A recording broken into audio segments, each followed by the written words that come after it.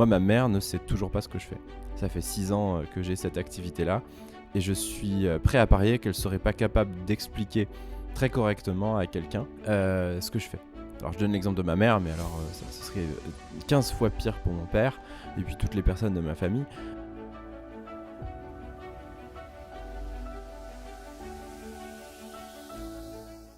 Salut à toi et merci de me rejoindre sur ma chaîne YouTube. Aujourd'hui, j'ai envie de te parler d'un problème très personnel, mais je suis sûr qu'il concerne beaucoup d'entrepreneurs et peut-être toi aussi, ou peut-être que ça te concernera bientôt. Ça fait 6 ans que je suis entrepreneur, que j'ai mon activité, que je vis de ma passion. Et pourtant, au bout de 6 ans, j'ai toujours l'impression que personne ne comprend ce que je fais. Alors, c'est quand même assez embêtant au bout de 6 ans d'avoir l'impression presque de rentrer dans aucune case, d'être incapable d'expliquer de façon claire et simple ce que je fais à un partenaire ou à quelqu'un. Alors dans cette vidéo, je vais t'expliquer un petit peu ce que j'entends par là, mais t'attends pas à ce que je te donne des solutions très concrètes parce que la vérité c'est que j'en ai pas. Ça m'intéresserait de savoir ce que toi tu peux m'apporter aussi comme analyse, comme solution, si tu as déjà vécu ce problème-là. Alors évidemment que je suis toujours en réflexion et que je pars pas de zéro sur cette réflexion-là, mais j'ai toujours pas de solution. Alors faut dire quand même qu'avant c'était super facile. Avant, quand on était entrepreneur, on était chaudronnier, boulanger, meunier et tout un tas de métiers qui finissaient par « et » ou « r » si on était une femme, et puis c'était facile. Et c'était hyper identifiable pour tout le monde. Voilà, je suis curé, je suis maire du village, etc., etc. Et on avait tous une fonction dans des villages qui était très simple et qui était très bien orchestrée. Ça a duré, j'imagine, pendant des siècles, peut-être même des millénaires, et puis sont arrivés tout un tas de nouveaux métiers. Je dirais peut-être une épidémie qui a touché d'abord les salariés. On parle souvent des bullshit jobs. Alors, je ne pense pas faire un bullshit job. Très honnêtement, j'ai l'impression que ce que je fais, c'est utile à la société, que c'est utile à pas mal de gens. Mais n'empêche qu'on a eu une explosion de plein de sujets, de plein de métiers différents, jusqu'à dire qu'aujourd'hui, il y a des intégrateurs low-code, no-code dans une boîte qui fait du SaaS en B2B. Donc si t'as compris le truc, c'est que tu fais partie de la matrice. Et si t'as pas compris ce que j'ai dit, c'est que t'as peut-être pas encore mis le pied dans cet univers très sombre qu'est le monde de la startup ou qu'est le monde de la tech. Ce qui n'est pas d'ailleurs trop mon monde non plus, mais voilà. Et du coup, vous avez tout un tas de métiers qui sont arrivés petit à petit et qui font qu'aujourd'hui, si tu expliques ton métier à ta grand-mère, c'est pas sûr qu'elle comprenne ce que tu fais. D'ailleurs, même quand j'étais en train de faire mes études, ma grand-mère pensait que je faisais Sciences Po alors que j'étais en train de faire une école de commerce. Parce que pour elle, grande école, c'était simplement ce qu'elle avait connu à l'époque, c'est-à-dire une école de politique. Il n'y avait que ça. Et donc au final, j'ai l'impression que c'est quelque chose qui nous suit toute notre vie. Alors le problème, c'est que moi je suis pas salarié. Salarié, finalement, on pourrait quand même assez facilement s'en sortir parce que quand on est salarié, on a une fiche de poste. Quand tu es entrepreneur, en fait, t'as pas de fiche de poste. C'est à toi de définir ton propre métier, ta propre fonction. Et j'ai envie de dire que c'est le stade ultime de la what the fuckerie dans l'univers des métiers qu'on ne comprend pas ou qu'on n'est pas capable d'expliquer à quelqu'un. D'ailleurs, ce serait assez marrant à la fin de cette vidéo que tu essayes de résumer quel est mon métier. Je suis pas sûr que tu y arrives et tu verras que je suis pas sûr d'y arriver non plus. Alors, je vais te parler de 4 personnes pour qui ce serait important pour moi que ces personnes-là sachent ce que je fais et pourtant elles n'arrivent toujours pas à comprendre quel est mon métier, elles n'arrivent toujours pas à comprendre ce que je fais au quotidien. Je vais y aller par étapes, tu vas voir que ça s'aggrave petit à petit. Le premier niveau, c'est ma comptable. Alors ma comptable, c'est quoi son métier ? C'est de prendre mes dépenses, de prendre mon chiffre d'affaires et puis de consolider tout ça dans un tableau qui permettent de savoir si j'ai fait un bénéfice ou pas à la fin de l'année. En quoi est-ce que c'est important que ma comptable sache ce que je fais ? Ça a quand même un impact sur la façon dont vont être catégorisées mes charges. Donc moi, par exemple, je suis dans de la formation professionnelle. On a une partie donc la formation professionnelle va être exonérée de TVA. C'est quand même intéressant que ma comptable sache dans mon chiffre d'affaires de faire la différence entre ce qui est de la formation professionnelle et ce qui n'en est pas. pour savoir ce qui va être assujetti à TVA ou pas. Donc voilà, c'est-à-dire que un problème qui est presque un problème philosophique devient un problème comptable finalement. Parce que parfois je vais vendre des petites formations à une cinquantaine d'euros, à une centaine d'euros, qu'on peut appeler des formations, c'est-à-dire que dans l'univers de tout le monde on va appeler ça des formations, sauf qu'on n'est pas dans de la formation professionnelle, donc ça il y a de la TVA dessus. Bon, j'ai envie de dire, ça va pas empêcher ma comptable de faire un bilan à la fin de l'année, je vais l'aider, et puis on va s'en sortir. Alors après, il y a des choses un peu cocasses, c'est-à-dire que y a des choses du genre des logiciels, etc., où elle est incapable de comprendre à quoi ça sert, pourquoi je m'en sers, etc., et donc à comprendre la valeur ajoutée des différentes charges que je peux avoir. Le deuxième niveau, c'est ma banque. Alors ma banque, donc en plus j'ai la même... j'ai fait le choix moi de rester sur la même banque en tant que pro et en tant que particulier. Je sais que certains sont pas de la même école, certains ont 15 000 comptes bancaires, etc. Moi j'ai toujours privilégié la simplicité plutôt que l'optimisation. J'ai une conseillère, je suis content. Ça fait 2 ans que j'ai la même.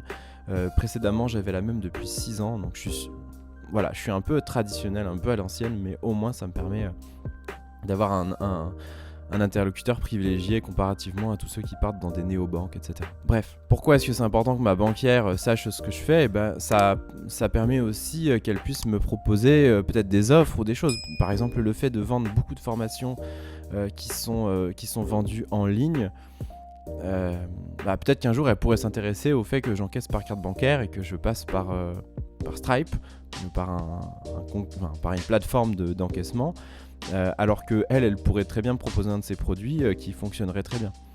Mais n'ayant pas la compréhension de ce que je fais dans mon métier, et n'ayant pas, peut-être qu'elle prend pas le temps ou qu'elle n'a pas besoin de prendre le temps d'éplucher mes comptes, ça n'a jamais eu l'occasion de me le proposer. Bon, là j'ai envie de dire tant pis pour elle. Là où c'est plus tant pis pour moi, ça va être par exemple au niveau des assurances. Au niveau des assurances, c'est quasiment impossible d'expliquer à une assurance que je fais de la formation professionnelle dans lequel on peut avoir des formations dans des lieux dans lesquels il y a des animaux.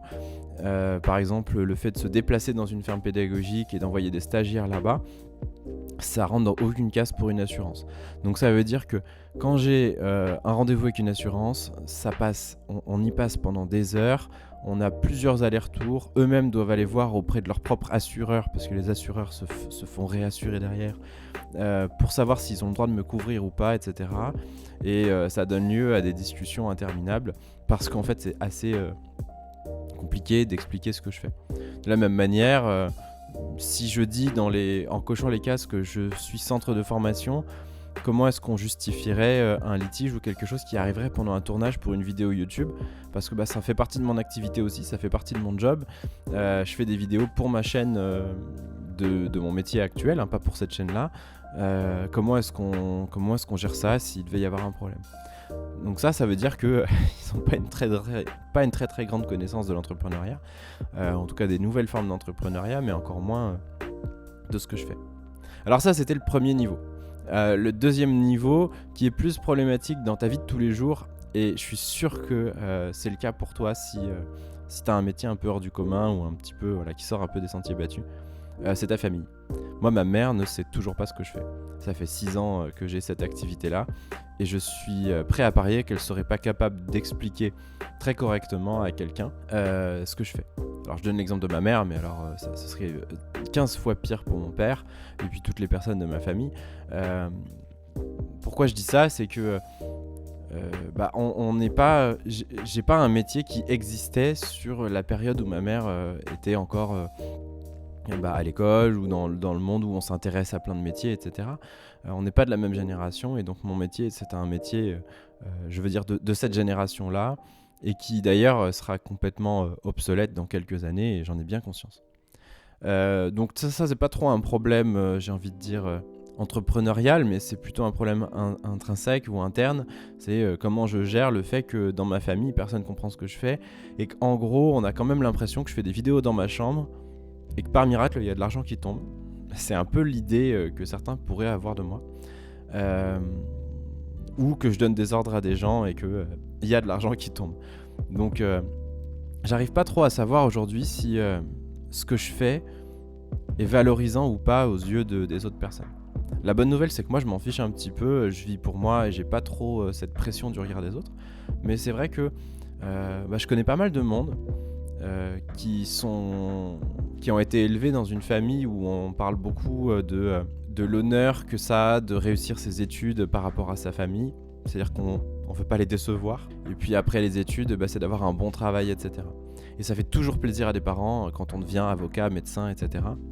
Quand on devient une espèce de saltimbanque de l'entrepreneuriat et qu'on se met à faire des vidéos, à raconter sa vie et je sais pas trop quoi. Mais en fait, j'arrive pas trop à savoir comment ça peut être pris par d'autres personnes. Voilà pour le 3e niveau. On fait une petite pause là-dedans pour dire que finalement tout ça c'est pas très très grave. Le 4e niveau, il est quand même assez costaud parce qu'il y a un type de personne qui ne comprend toujours pas ce que je fais. C'est quand même ballot, c'est mes clients. Alors des clients, je sais pas, je les ai pas comptés, mais je pense que si on prend que les grandes formations, les grosses formations, on doit être à, je dois avoir à peu près 300 clients derrière moi. Et puis après, pour les tout petits produits, on peut doubler. Mais sur 300 clients, je serais prêt à parier qu'il y en a 295 qui sont incapables de t'expliquer précisément ce que je fais. Le problème de ça, c'est que du coup, ils vont me contacter pour tout et pour rien. Moi aujourd'hui je suis spécialiste de la création de projets de type ferme pédagogique, je suis spécialiste de montage de projets en médiation animale et je suis ingénieur de formation, donc c'est-à-dire que je crée des parcours de formation sur lesquels je vais aller recruter des formateurs experts ou des formatrices expertes. C'est-à-dire que quand je crée une formation, je ne suis pas forcément moi-même l'expert de cette formation. N'empêche qu'aujourd'hui, j'ai encore des gens qui m'envoient des clients, des clients qui pourtant ont bien vu les vidéos de mes formations, qui ont bien vu mes cours, etc. Qui continuent à me demander des conseils vétérinaires, qui continuent à me demander des conseils en assurance, qui continuent à me demander des conseils juridiques hyper pointus. Moi, je suis un généraliste, c'est-à-dire que je suis capable de les renseigner, de les orienter sur, par exemple, tel type de contrat qu'il faut avoir fait, ou tel type de besoin pour les animaux, puisque j'en ai conçu tellement des cours sur les animaux que maintenant je maîtrise le sujet. Mais je suis pas veto. Et aujourd'hui, on continue à m'envoyer des choses comme ça, ou alors un client qui va avoir du mal à créer ses supports de communication et qui va croire que je vais pouvoir le faire à sa place, etc. C'est-à-dire qu'on met derrière le nom Tristan Ferré un espèce de fourre-tout de... comme lui, il gère tout cet univers-là, j'imagine qu'on peut lui demander tout et rien, et puis il va répondre avec la science infuse. Alors un exemple assez parlant, c'est le fait que les clients aient du mal à comprendre la répartition des tâches dans mon entreprise. Aujourd'hui, je suis plus tout seul en fait. Je suis plus comme il y a 6 ans, le solo entrepreneur. Avant, je répondais à tous les emails et je répondais à toutes les chaînes de toutes les mailles de la chaîne de production de l'entreprise. C'est-à-dire que j'étais à la fois le secrétaire, le comptable, le conseiller en formation, le formateur et ceci et cela. Aujourd'hui, on a divisé les tâches. Donc, quand on a une formation, moi, je vais pouvoir renseigner les personnes sur le fond du sujet, par exemple, sur des questions qui sont liées à leur projet, à leur cours. Mais par contre, s'ils ont une question technique du genre j'arrive pas à suivre ce chapitre, je suis pas disponible, je suis malade, je dois aller voir ma grand-mère la semaine prochaine, qu'est-ce que je fais, etc. Ça me regarde pas, j'ai envie de dire. Moi, je suis le dirigeant du centre de formation. J'ai autre chose à... Alors, c'est pas que ce sont des tâches dégradantes, mais j'ai délégué ça à quelqu'un d'autre. Et du coup, ça devrait pas arriver dans ma boîte mail. On devrait pas m'envoyer un message pour me dire juste pour vous informer que j'arrive pas à suivre ce chapitre-là, etc. Non, en fait, vous avez quelqu'un qui vous accompagne techniquement, contactez-le. Je suis pas le grand Manitou. Pour résumer, quand on prend ma comptable, quand on prend ma banquière, quand on prend ma mère, mon métier c'est quelque chose de très flou, de quelque chose qu'on est difficilement capable de décrire. Quand on prend mes clients, c'est un peu l'inverse, c'est-à-dire qu'on va attribuer à Tristan Ferré une espèce d'omnipotence, d'omniscience, c'est-à-dire que Tristan il sait tout, il peut tout, et c'est notre seul contact, et dès qu'on a un problème, on va le contacter. Et donc c'est un petit peu l'inverse, mais le résultat est le même, c'est-à-dire que les gens ne comprennent pas ce que je fais et ont du mal à respecter le cadre de ce que moi je me suis fixé comme métier. Et pourtant j'essaye de l'expliquer. Quand je fais des présentations, par exemple, en début de chaque formation, j'essaie d'expliquer quel est mon rôle, etc. On a des mails de bienvenue dans toutes les formations qui expliquent le rôle de chacun. Donc moi je vais être là pour votre formation, pour vos questions de cours, pour vos questions liées à votre projet. telle personne va s'occuper de suivi administratif de votre dossier, telle personne va vous aider à le financer, et puis telle personne va être votre ressource pour tel sujet. Enfin, je veux dire, ça me paraît assez explicite, et pourtant les gens ont du mal à comprendre ça. Et pourtant, il y a un 5e niveau. Il y a encore pire que mes clients, en termes de personnes qui ne comprennent pas ce que je fais. Alors là, je sais pas, je suis peut-être tout seul. Hein. Rassurez-moi, dites-moi qu'il y en a quelques-uns d'entre vous qui sont concernés quand même. La 5e personne qui ne sait pas ce que je fais, bah, c'est moi. Alors ça veut pas dire que je suis pas conscient de ce que je suis en train de faire au quotidien, ça veut dire que je suis quasiment incapable de l'expliquer dans un mot, dans un nom de métier, ou voilà, de nommer ce que je fais au quotidien. J'ai retrouvé un peu par hasard ce matin des grandes infographies, des grandes feuilles que j'ai gribouillées il y a 5 ans et que j'ai regribouillées il y a 3 ou 4 ans pour essayer moi-même de définir un petit peu les contours de mon job, les contours de ma mission, de mon projet, de mon positionnement, etc. Et c'est assez flou en fait. Alors c'est pas que c'est flou, c'est que ça ne peut pas se décrire par des simples mots. Ça ne peut se décrire que par des longues phrases. C'est-à-dire qu'aujourd'hui, si je dis je suis formateur, c'est trop limitant et ça donne qu'une partie de la vérité. Si je dis je suis coach, ça ne dit qu'une partie de la vérité. Si je dis je suis entrepreneur, ça veut rien dire.